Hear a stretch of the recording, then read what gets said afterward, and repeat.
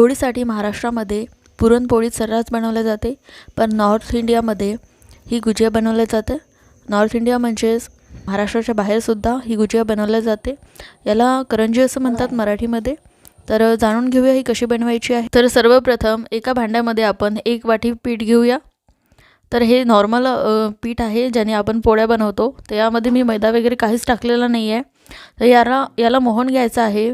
तर ते मोहन तुपाचं घ्यायचं आहे। तर 1-1 चमच करून आपण यामध्ये तूप टाकूया आणि त्याला मिक्स करूया।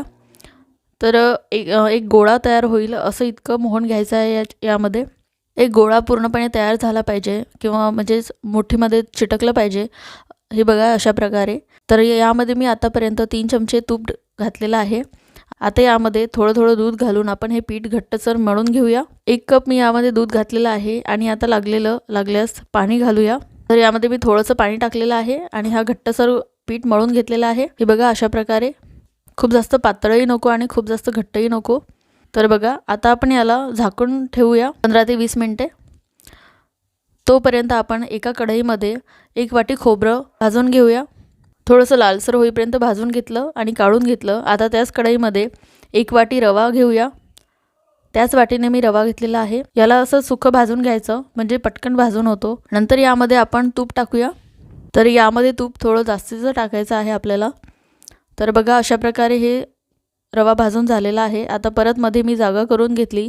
आता यामध्ये 1 चमच तूप घालूया आणि त्यामध्ये काजू आणि बदामचे बारीक चिरलेले काप टाकूया। 7 ते 8 काजू आणि 7 ते 8 बदाम होते। हे मी चाकूने बारीक करून घेतलेले आहे।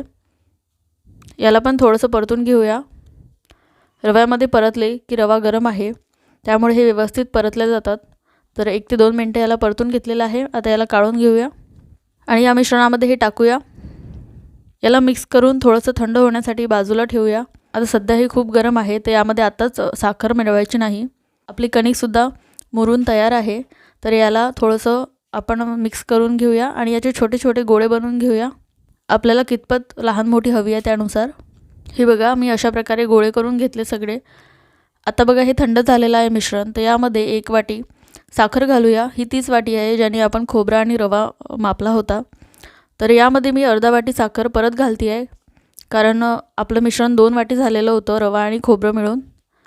तर यामध्ये मी 1.5 वाटी पिठी साखर घातलेली आहे आणि थोडेसे वेलचीचे पूड घातलेली आहे। तर आपण आता करंजीसाठी पुरी लाटूया। हे बघा अशा प्रकारे। जास्त पातळ नको कारण ही पुरी आपल्या नेहमीच्या करंजीसारखी नाही आहे। ही कणकेची आहे तर थोडी जाडसरच हवी। तर यामध्ये आता एका साईडला हे मिश्रण टाकूया अशा प्रकारे। काठाने येता कामा नये। जर काठाने आलं तर काठ उलू शकतात म्हणजेच त्यामध्ये क्रॅक्स येऊ शकतात। तर याला अशा प्रकारे प्रेस करून दाबून घ्यायचं आहे व्यवस्थितपणे जेणेकरून तेलामध्ये टाकताना ते निघू नये किंवा उलू नये। तर याला आपण मुरळ घालूया। हे बघा अशा प्रकारे। महाराष्ट्रामध्ये बऱ्यापैकी लोकांना मुरळ घालता येतात कारण करंज्यांमध्ये आधीची पद्धत होती मुरळ घालायची। आता सुद्धा बऱ्याच ठिकाणी घातले जाते। आता तर काही लोक साच्याने करतात। हे बघा अशा प्रकारे पूर्णपणे मुरळ घालून घेऊया। तर आपली करंजी तयार आहे। तर आपण याला एका परातमध्ये ठेवूया ताटामध्ये आणि त्याच्यावर झाकण ठेवूया जेणेकरून सुकू नयेत। परत एक करंजी दाखवते। बघा अशा प्रकारे एक साईड भरून घ्यायचं। थोडंसं त्याला प्रेस करून घ्यायचं। काठावर आलेलं जे मिश्रण आहे ते आतमध्ये घ्यायचं आणि याला दुम्मत घालून कळा दाबून घ्यायचा। व्यवस्थित कळा दाबणं झाल्या की त्याला मुरळ घालायची अशा प्रकारे तुम्ही बघू शकता। तुमच्यापैकी काही लोकांना मुरळ घालता येत नसेल तर तुम्ही हे व्यवस्थित बघा, स्लो करून बघा किंवा काही लोकांना माझ्यापेक्षा चांगली मुरळ घालता येत असेल असंही असू शकते। तर बघा मी अशा प्रकारे याच्यावर झाकण ठेवलेलं आहे कपड्यांचं। तर आता साचेच्या बघूया आपण करंज्या म्हणजेच गुजिया। तर यामध्ये साच्याला असं थोडीशी कणिक लावून घेतलेली आहे मी। त्यावर अशी पुरी ठेवायची आणि त्यामध्ये एका साईडला हे मिश्रण भरायचं। एका साईडला भरतोय त्यामुळे प्रेस करू भरायचं मिश्रण। बघा अशा प्रकारे 2 ते 2.5 चमचे यामध्ये बसतं। आता याला कडेला पाणी लावून घ्यायचं। पाणी लावणं आवश्यक आहे। आता एक्स्ट्राचं उंडा काढून घ्यायचा आणि थोडंसं प्रेस करून याला खोलून घ्यायचं आणि बघा ही करंजी तयार आहे। याला पण आपण ताटामध्ये ठेवूया। अशा प्रकारे मी सर्व करंज्या करणार आहे। तर आता पुढच्या प्रोसेसकडे वळूया। तर आता एका कढईमध्ये मी तेल ठेवलेलं आहे, मध्यम आचेवर आहे। त्यामध्ये ह्या करंज्या घालूया। आधी मी मुरळच्या करंज्या तळून घेणार आहे. 3 ते 4 करंज्या आहेत मुरळच्या, त्या मी आधी तळून घेणार आहे. तर याला तळायला थोडा टाईम लागतो. आधी मीडियम आचेवर तळायच्या आणि नंतर कमी करायचं आणि याला असं एकदम कलर डार्क होईपर्यंत तळायचं आहे आपल्याला, जेणेकरून हे मुरळच्या ठिकाणी कच्ची राहू नये. आणि जर कच्ची राहिली तर ती थोड्या वेळाला नरम होऊ शकते. त्यासाठी खूप वेळ याला तळायचं आहे, एकदम डार्क कलर येईपर्यंत. आता ह्या साचेच्या करंज्या तळूया.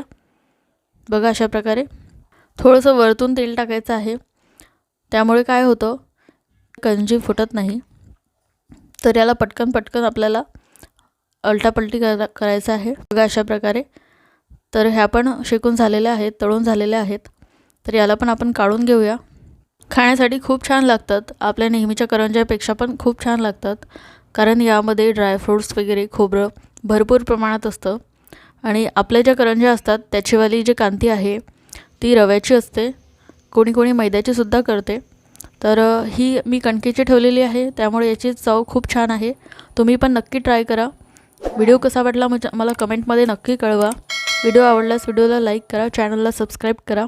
तर भेटूया अशाच एका नवीन व्हिडिओमध्ये. तोपर्यंत नमस्कार.